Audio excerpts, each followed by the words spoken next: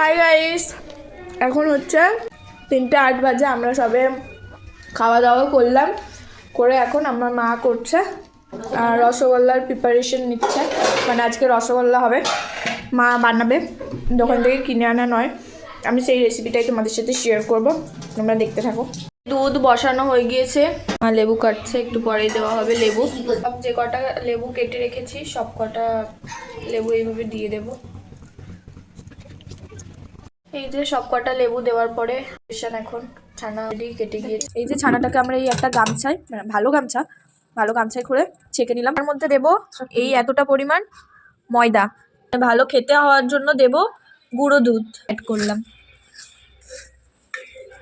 সবকিছু দেওয়ার পর আর ছানাটাকে এইভাবে মাখিয়ে নিতে হবে খুব ভালো মতো করে। আমাদের ভালোভাবে ছানাটা মিক্স করা কমপ্লিট। এবারে আমরা শেপ দেব, মানে রসগোল্লার যেমন শেপ হয় গোল গোল ওরকম শেপ দেব। তাই আমরা প্রত্যেকটা একই মাপের করে কেটে রাখছি। এখন আমরা মিষ্টির রসটা তৈরি করব। এই যে আমাদের রসটা আগে থেকে তৈরি ছিল বলে আমরা এটা ফ্রিজ থেকে বের করে জাস্ট গরম করব। মিষ্টি রস করার পদ্ধতিটা বলছি। প্রথমে একটু জল দেবে, একটু না, তোমাদের যতটা পরিমাণ তোমরা রস করবে সেই পরিমাণ জল দেবে, চিনি দেবে, আর সাথে একটু ফোটানোর সময় এলাচ দিয়ে দেবে। মিষ্টির শেপ দেওয়া হয়ে গিয়েছে। এইভাবে সুন্দর করে তোমরা হাতে করে শেপ দিয়ে দেবে, যাতে কোনো জায়গায় যেন ফাটা না থাকে, তাহলে মিষ্টিটা পুরো ফেটে যাওয়ার সম্ভাবনা থাকে। তো এইভাবে ভালো করে শেপ দিয়ে নেবে। মিষ্টির রসটা গরম হয়ে গিয়েছে পুরোপুরি, তাই এইভাবে আমরা ছেড়ে দিচ্ছি মিষ্টিগুলোকে। এবার ফুটতে দেব সবকটা একসাথে ছেড়ে দিয়ে।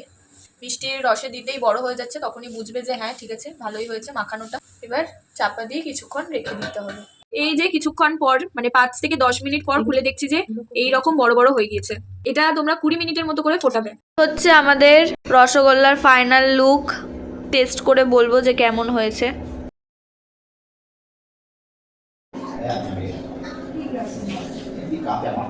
ওয়াও, সফট হয়েছে।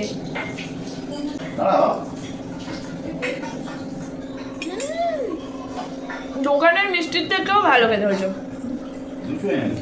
তোমরা ডেফিনেটলি এটা ট্রাই করবে বাড়িতে করার।